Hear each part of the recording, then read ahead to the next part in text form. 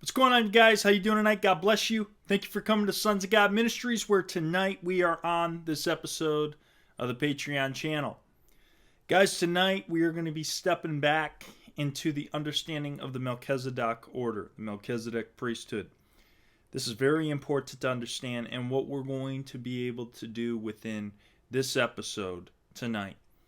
We are going to go ahead and lay some groundwork to prove to you beyond a shadow of a doubt that in the Old Testament, the priesthood of Melchizedek was actually hid from the people.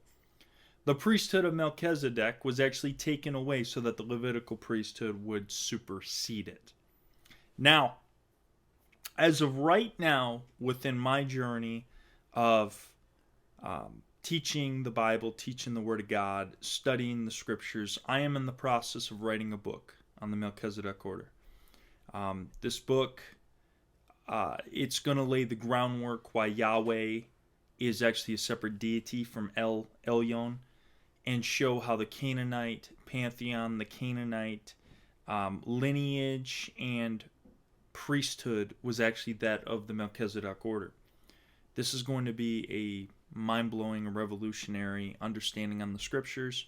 We are going to take it from point A to Z, and you are going to see all the groundwork laid in it. You're never going to see anything like this ever laid out in a book.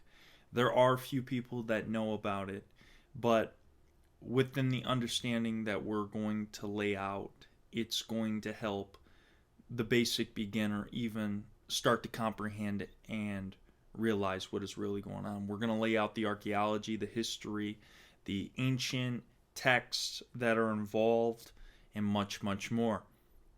But tonight, what we're going to go ahead and do is we're going to look at one of these pieces, okay?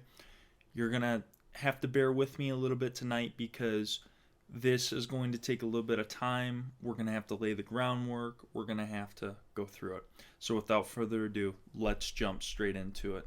And where we're going is Matthew chapter 9, the Gospel of Matthew.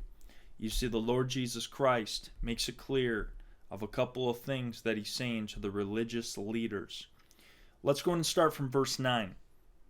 And as Jesus passed forth from thence, he saw a man named Matthew sitting at the receipt of custom.